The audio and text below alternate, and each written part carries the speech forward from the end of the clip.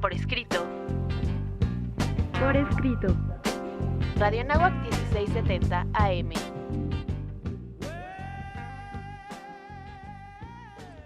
Este no es un mensaje de Anonymous para la audiencia. Es el programa número 96 de Por Escrito y el día de hoy nos acompañan...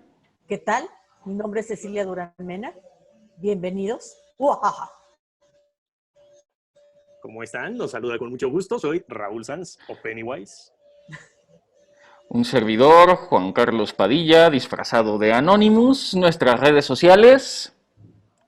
Síganos en Facebook como Por Escrito MX y en Twitter @porescrito_. En Instagram como Revista Por Escrito y en Spotify Por Escrito.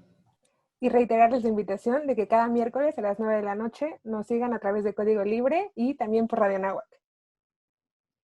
¿Ustedes qué prefieren? ¿Dulce o truco? Vamos a nuestros pretextos literarios.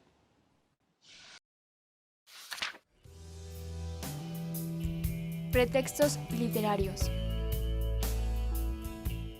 Pues bienvenidos a Pretextos Literarios. Mi querida Ceci, ¿cuál es el pretexto literario y el motivo por el que estemos tan extraños el día de hoy? Mira, yo no sé, yo creo que hay veces que decimos, esta persona es una bruja. Hoy soy una bruja, ¿verdad? Vamos a hablar de un tema interesante que la gente ha pensado que es infantil, pero en realidad tiene muchas vertientes. Nos vamos a asustar. Hoy vamos a utilizar el Halloween como pretexto literario. Gran pretexto el que tenemos el día de hoy porque es divertido. Es cada vez más común para nosotros, hay que decirlo, y aquí no lo vamos a poner en duda. Nosotros somos mexicanos, orgullosamente todos los que estamos en este programa, y desde luego celebramos el Día de Muertos, que es nuestra festividad tradicional.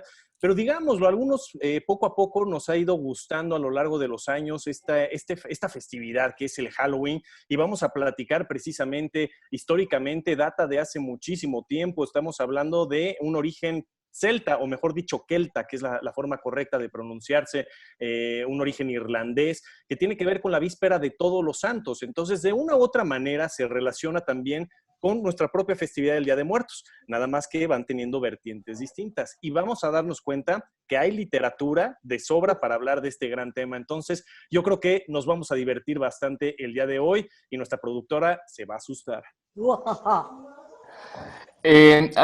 Resulta siempre muy interesante, y a mí me gustaría hacer un poquito referencia al tema de migración, porque he estado estudiando recientemente que los, digamos, colonizadores de Irlanda proceden en buena medida por las leyendas de Breogán de finalmente el Mar Negro.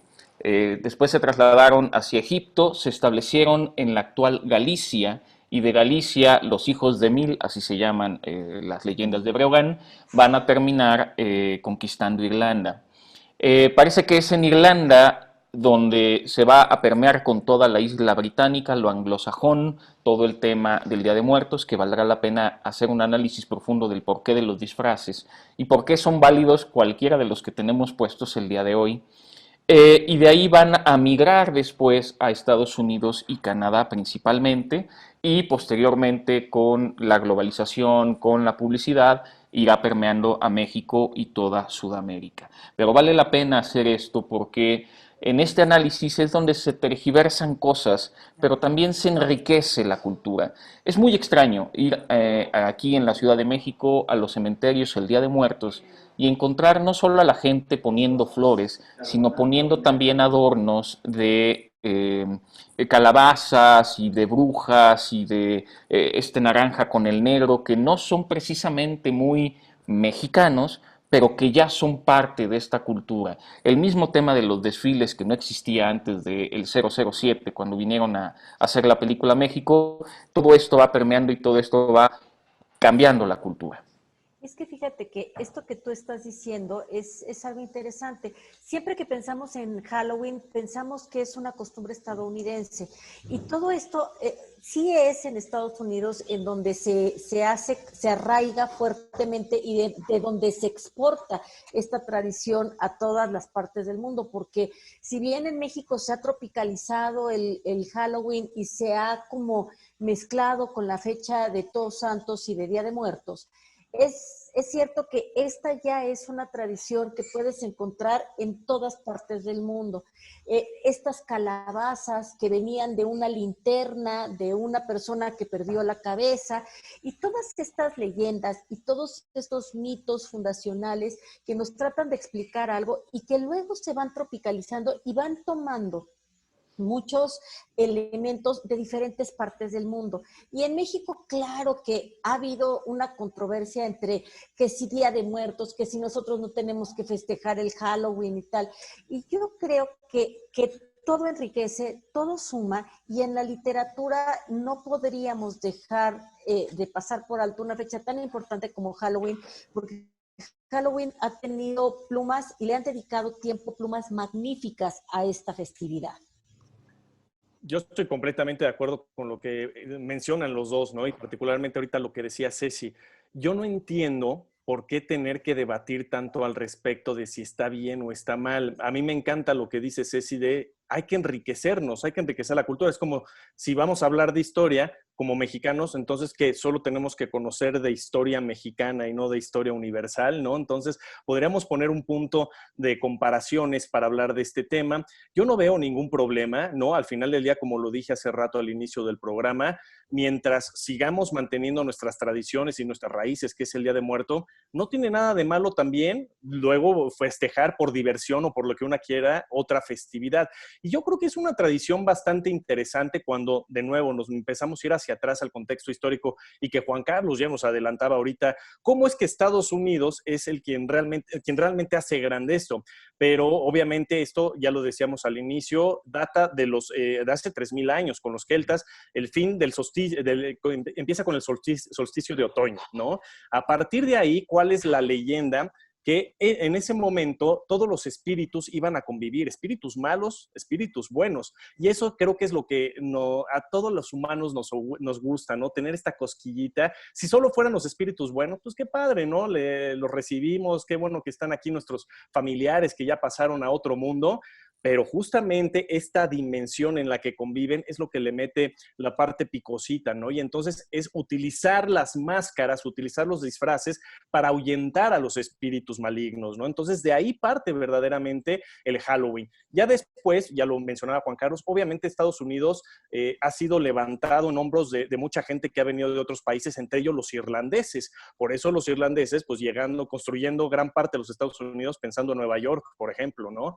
Y de aquí nos ven también sus tradiciones. ¿Cuántas ciudades como Chicago no festejan el St. Patrick's Day, por ejemplo, ¿no? De los irlandeses. Nueva York. De Nueva York también lo hace. Entonces, son tradiciones que se van adoptando y que van enriqueciendo. Obviamente, Estados Unidos, con esta gama de publicidad que ha tenido, particularmente en el siglo XX, pues lo va haciendo enorme esta festividad. Nos llega a nosotros mexicanos y de aquí, vámonos para abajo, ¿no? En Chile, en Argentina, en Colombia, en tantos países. Entonces, yo creo que es una tradición divertida, interesante y enriquecedora.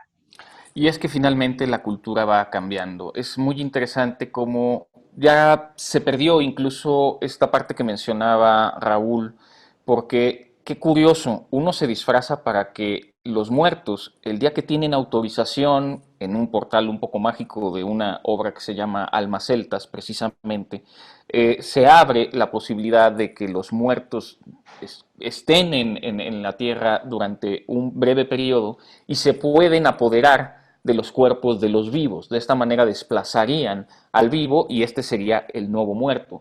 Uno se disfraza para ahuyentar al muerto. Totalmente al revés de lo que ocurre aquí, que es nosotros nos disfrazamos pues, para asustarnos entre nosotros y pues parece que los muertos tampoco tiene mucho sentido. Por eso es que es válido cualquier tipo de disfraz que pudiéramos nosotros utilizar. Y recordemos que Estados Unidos es precisamente una tierra de migrantes. Hay una pequeña Italia, hay un grupo de irlandeses, hay el barrio chino. Así se fueron construyendo las comunidades en Estados Unidos y también es lógico que esto fuera permeando.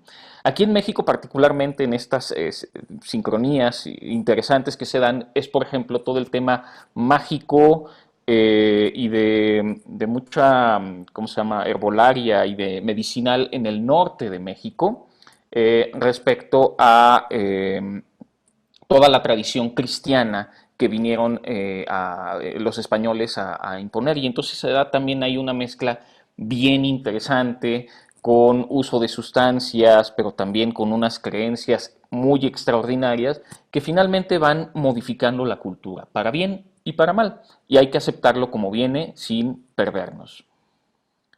Fíjate que así rápidamente, en un minutito antes de que termine la sección, también tiene mucha simbología. Por ejemplo, la calabaza, que la calabaza es de la leyenda de Jack O'Lantern, que es Jack el Tacaño, que era un tipo que se estaba como, era borracho, era estafador, etcétera, y en una de las disfrazadas se encuentra con la cara del mismísimo demonio, y entonces él la pierde y se pone una calabaza.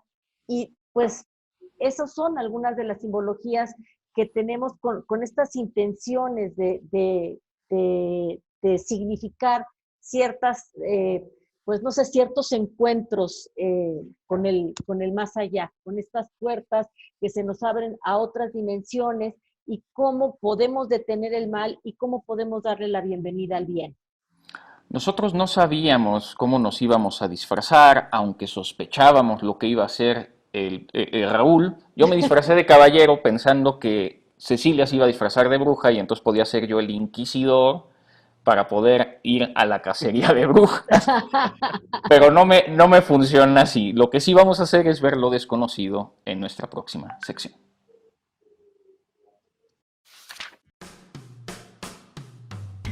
Autor desconocido.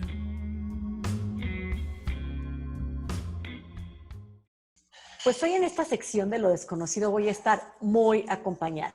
Les vamos a platicar 13 curiosidades del Halloween y como esta es una de las festividades más internacionales, ya verán cómo vamos a estar poblados de un montón de coincidencias que desde hace varios años ya se nos está metiendo al inconsciente colectivo. Así es de que, pues empecemos. Bueno, en el número 1 tenemos, después de la Navidad, Halloween es la fiesta comercial más exitosa en Estados Unidos. De acuerdo con un reporte de la NRF, se estima que aproximadamente se gasta entre 9.1 millones de dólares en disfraces, dulces y fiestas. Además, lo curioso es que no solo se invierte en disfraces para niños, sino también para mascotas. Así, toda la familia está lista para celebrar a lo grande. Principalmente se utilizaban nabos en lugar de calabazas. Sin embargo, esto cambió a través de los años, igualmente que su significado. Número 3. Generalmente en la cinematografía se muestran muchas cosas que tienden a exagerarse o a ser utópicas. Por ejemplo, en las películas casi siempre sale la luna llena de Halloween. Generalmente, una vez que aparece esta luna, la asociamos con la transformación de hombres lobo y con los muertos saliendo de sus tumbas. Sin embargo, es muy raro que haya luna llena ese día. En número 4 tenemos que aproximadamente de los 9 millones de dólares que se gastan en Estados Unidos cada año, solo en dulces se gastan 2.700 millones de dólares. Se estima que con esta cantidad se pueden comprar 224 millones de kilos. Número 5. Los elementos que representan esta festividad realmente tienen sus orígenes en Wicca, una religión neopagana. Algunos elementos más populares son el gato negro, las arañas y los murciélagos. El sexto dato es que el nivel de azúcar que consumen los niños en Halloween es extremadamente alto. Aproximadamente se consumen 7,000 calorías. Esto es equivalente a que se coman 66 plátanos en un solo día.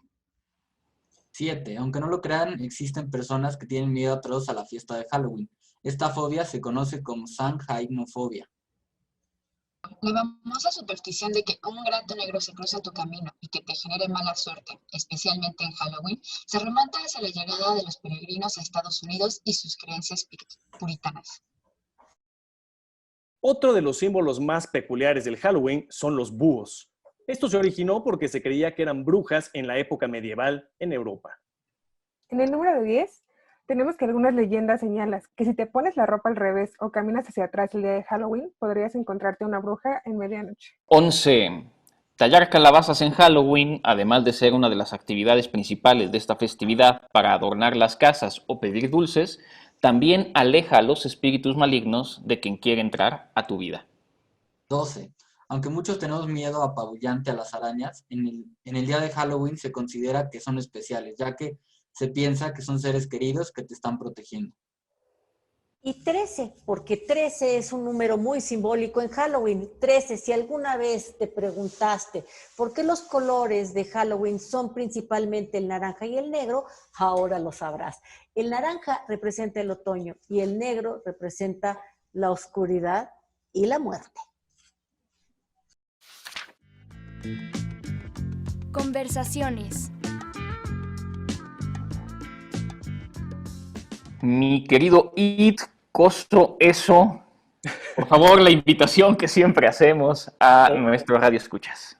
O Pennywise, ¿no? Por supuesto que sí, desde luego, como siempre, los invitamos a que nos sigan a través de todas nuestras redes sociales, recordando que todos los miércoles salimos en una nueva emisión a través de Código Libre para que nos sigan y estén al tanto, y recuerden que ahora pueden escucharnos y vernos a través de Código Libre. Síganos. El día de hoy la conversación la voy a empezar guiando yo, porque mis alumnos lo saben, yo soy muy miedoso. En realidad siempre le he tenido mucho miedo por culpa de Jurassic Park, la primera, a los dinosaurios.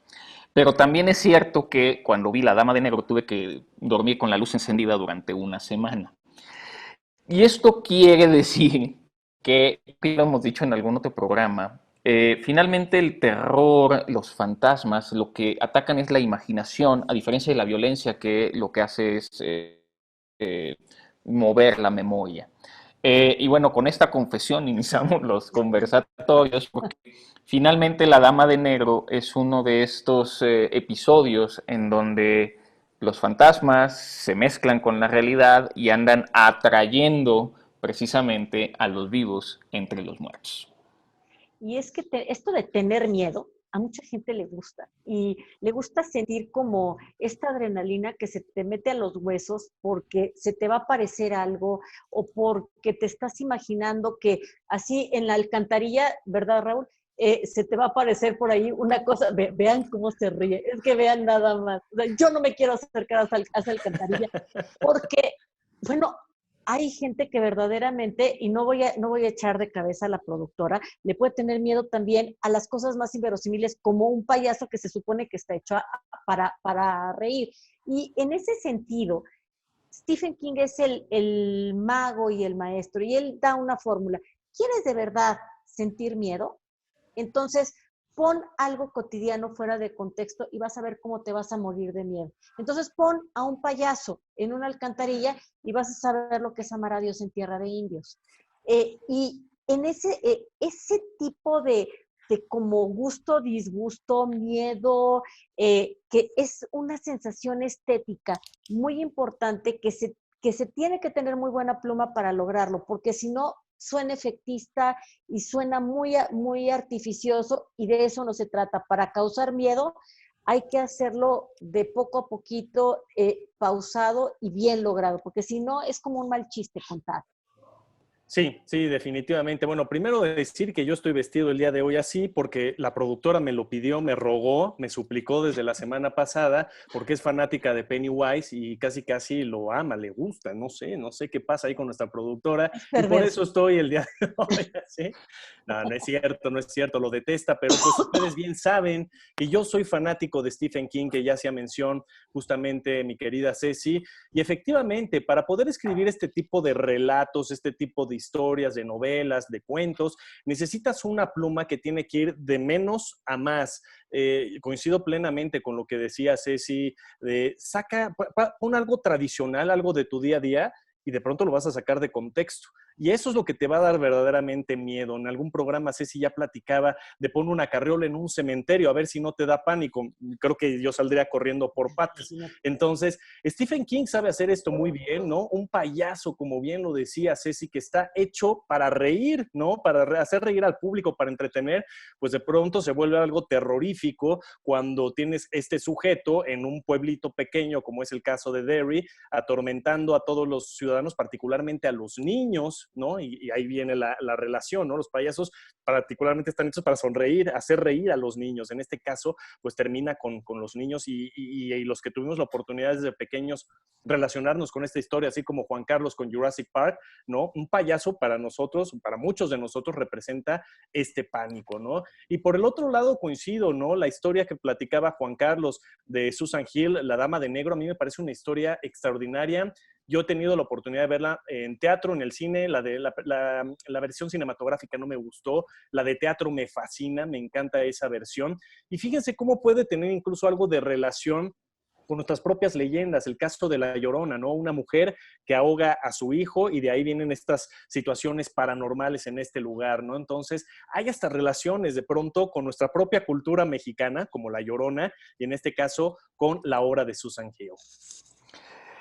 Lo mencionó de alguna manera Ceci, el miedo es como la fealdad, atraen, y a veces atraen más que incluso la belleza o las cosas que parecieran completamente celestiales o precisamente reales.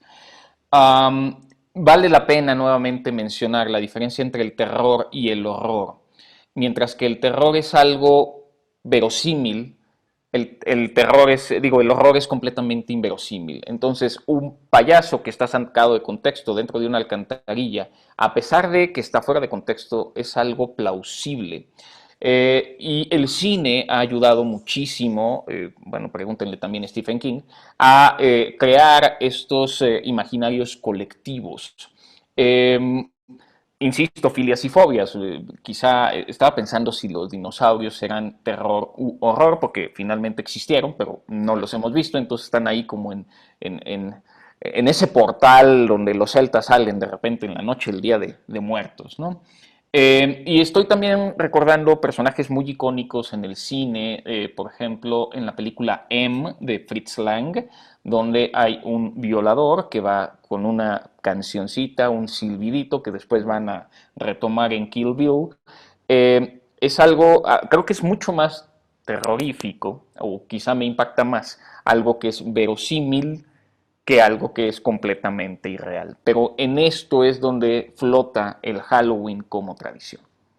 Y fíjate que ahora que dices de imágenes y de películas que a ti te hicieron dormir con la luz prendida, híjole, otra vez Stephen King, otra vez Kubrick, otra vez una combinación así súper potente, porque yo con The Shining, o sea, créanme que no fue un mes o 2 meses, fueron años de repente decir, recordar y esas gemelitas, o no, todas esas imágenes que nos metió Kubrick en la cabeza, muy de la mano bueno, primero con Stephen King, y entonces verdaderamente sentir miedo y verdaderamente sentir que tienes la piel chinita y que vas a voltear y vas a ver una sombra y no sabes qué rayos es, y de verdad bueno, me daban hasta ganas de llorar.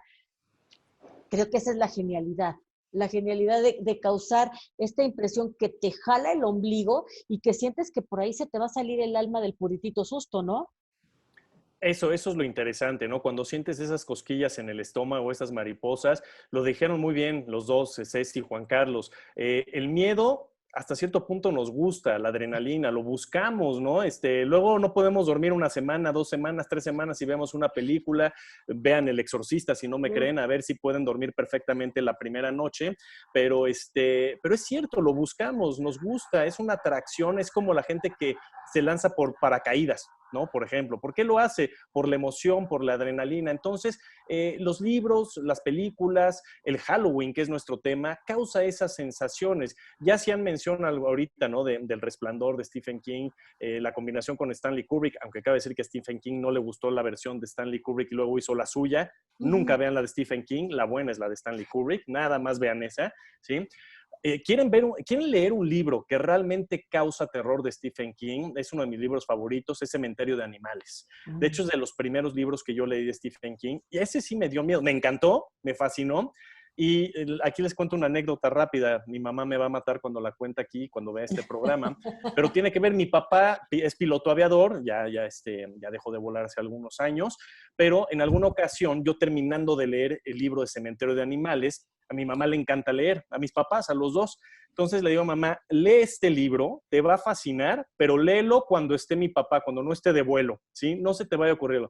Parece que le dije lo contrario, lo leyó cuando mi papá se fue de vuelo y bueno, ya se imaginan todo lo que me habrá dicho mi mamá en su momento, porque efectivamente le causó bastante pánico, ¿no? Pero es un libro extraordinario. Y otra historia de que yo quería platicar, que me parece muy relevante con el Halloween, me encanta, seguramente vieron las versiones, no me dejarán mentir, Sleepy Hollow, ¿no? La leyenda de Sleepy Hollow de Washington Irving. A mí me encanta esa historia, es un relato corto, es una forma de expresar realmente el simbolismo del Halloween. Y yo la primera vez que supe de esta historia fue sobre la versión de Disney, que la hizo en 1949, y que dicen que de todas las versiones que se han hecho de esta historia, de este relato, es la más fiel al verdadero libro. Entonces, es una historia extraordinaria. A mí me gusta mucho porque además en español está narrada por Tintán, ¿no? En inglés el que la narraba era Bing Crosby, pero la versión en español es extraordinaria. Y yo siempre que pienso en Halloween, inmediatamente me viene a la mente esa historia de Washington Irving. Y cuando uno está en la oscuridad y tiene un puente enfrente, lo único que puede uno pensar es hay que cruzar ese puente, que es donde aparece el jinete sin cabeza. Washington Irving escribió los cuentos de la Alhambra, que son también muy recomendables, aunque nada tienen que ver con terror. En el tema del horror, quisiera yo recomendar a Lovecraft. Lovecraft me parece que es el amo del horror porque casi todos sus relatos son en cierto sentido inverosímiles, pero la atmósfera con la que te envuelve los hace extraordinarios. Quizá mi obra de horror favorita sería un pequeño relato que tiene Nikolai Gogol que se llama Bij, que es un monstruo peludo. No voy a relatar más porque lo que es fascinante es la descripción del monstruo.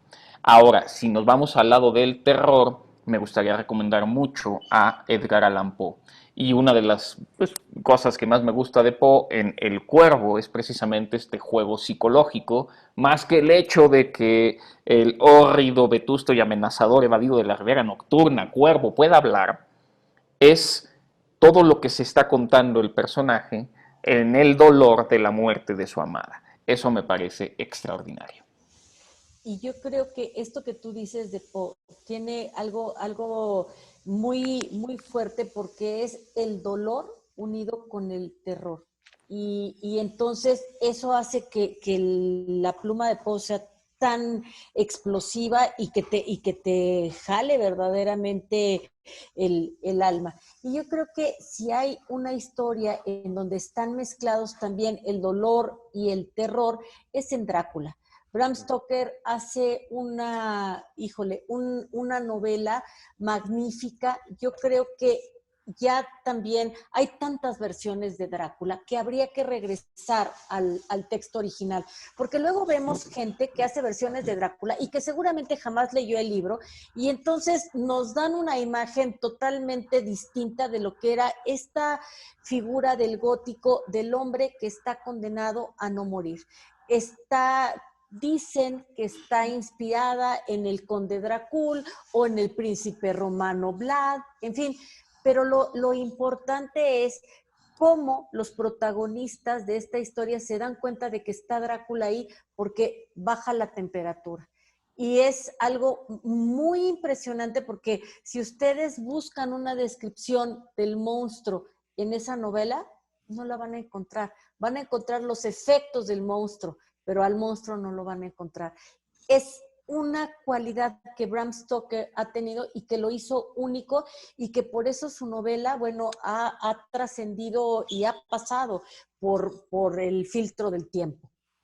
Sin lugar a dudas, los que hemos tenido la oportunidad de leer a Bram Stoker, Drácula, es una novela, como ya le describía en este momento Ceci, que si tú quieres que te lo defina perfectamente al personaje y sus características, no vas a encontrar, y sin embargo es la profundidad, la narrativa literaria de Stoker lo que nos hace adentrarnos en todos los personajes, no nada más en Drácula, ¿no? Sino en todos los que aparecen. Pero es una historia que a mí siempre me ha gustado mucho porque tiene de todo, tiene terror, tiene horror, tiene romanticismo, tiene ficción, bueno, es una novela sumamente completa, y Drácula solo va a haber uno, esa. Y si quieren ir luego a verlo al cine, como ya lo decía Ceci, porque han querido hacer 1000 vampiros, ese es el bueno. Vayan a ver la versión de Francis Ford Coppola, esa versión de Drácula es extraordinaria. Nunca vayan a ver a Robert Pattinson haciendo de vampiro, ¿no? Y ahora hasta quiere ser Batman, pero bueno, no nos vamos a meter en esos temas que algunos nos hiere el hígado, el estómago y otras partes del cuerpo, sino que yo quería hablar de otra novela que a mí me parece fabulosa y que trasladada también a la parte cinematográfica es genial. Estoy hablando de La semilla del diablo de Ira Levin, ¿no? Seguramente la mayoría de las personas la recordarán con el título cinematográfico, El bebé de Rosemary, ¿no? Es una historia extraordinaria, pensar en esta pareja, ¿no? Un hombre, una mujer que se van a vivir a un departamento fabuloso, extraordinario en Nueva York, y de repente cosas extrañas empiezan a ocurrir cuando ella queda embarazada. No les voy a spoilear mucho, pero el bebé no es del marido, es del diablo. Entonces, esta es una historia escalofriante, extraordinaria, muy recomendable, que además quien la dirigió fue nada más y nada menos que Roman Polanski, ¿no? Entonces, esta historia vale toda la pena para los que son amantes del horror y el terror, la mezcla de ambos. En estas mezclas precisamente más terroríficas que horrorosas está también La maldición de Hill House, que también ya se llevó ahora a una serie de televisión y es muy interesante porque es la clásica historia de la casa embrujada. Pero aquí lo que pasa es que se mezcla hasta dónde son los fantasmas o la casa quien está asustando y ha trastornado a una familia completa, o es la propia familia la que, creyendo las historias de la casa y sus fantasmas, ha terminado por trastornarse a sí mismos. La autora de La maldición de Hill House es Shirley Jackson y vale la pena, ya sea en su versión serie o en su versión libro, que creo que es más importante que sean. Fíjate que ahora que dices de no saber en dónde está la frontera de si es ellos los que se asustaron solitos o si hay algo que asusta, tenemos que hablar de Henry James y otra vuelta de tuerca. Aquí estamos hablando de una mansión que está en la campiña de las Islas Británicas, un castillo ahí que describe súper tenebroso, en donde hay un par de chiquitos a los que van a recibir a una nodriza, y no una nodriza, sino como a una especie de nana, como a una institutriz más bien.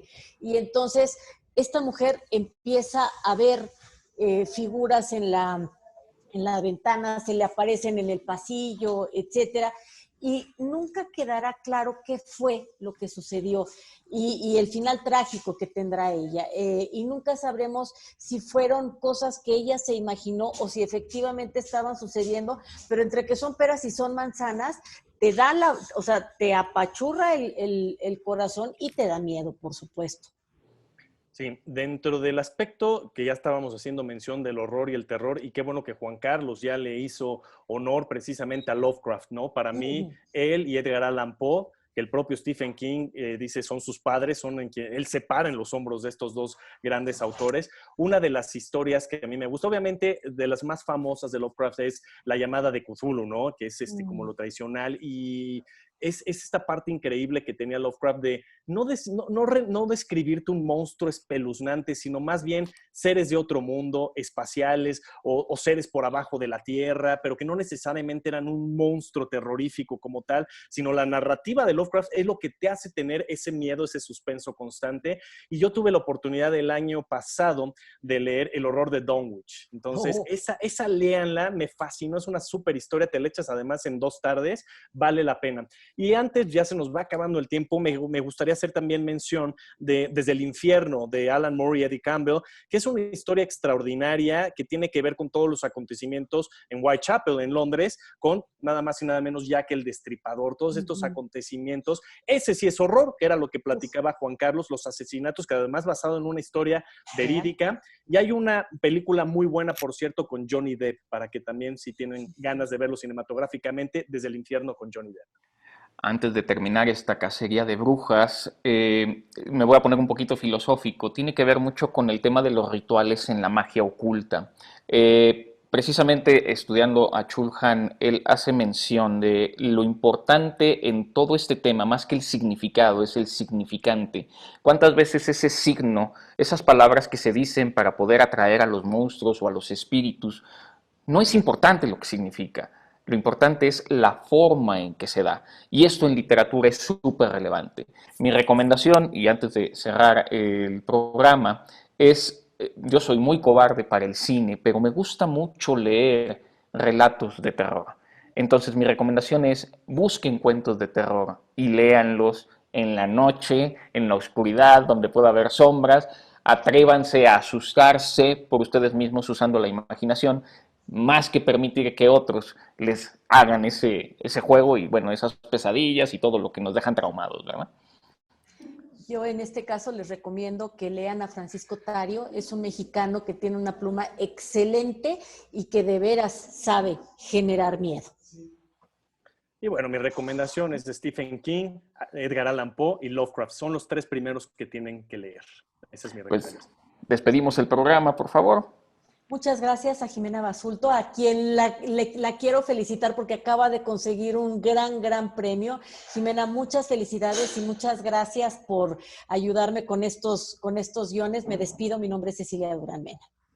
Un gusto, como siempre, haber estado con ustedes. Soy Raúl Sanz y recuerden que aquí abajo todos flotan. Un servidor, Juan Carlos Padilla, también se despide, no sin antes agradecer a la producción, a este programa que ha sido muy divertido, Valeria Martínez, Inés Rendón, Brandon Hurley, muchas gracias por hacer esto posible. Nos vemos y escuchamos la próxima semana.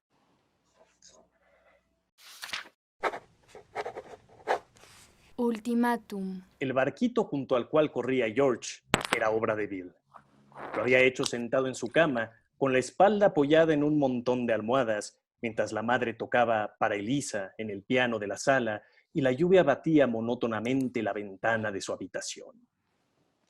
It, fragmento, Stephen King.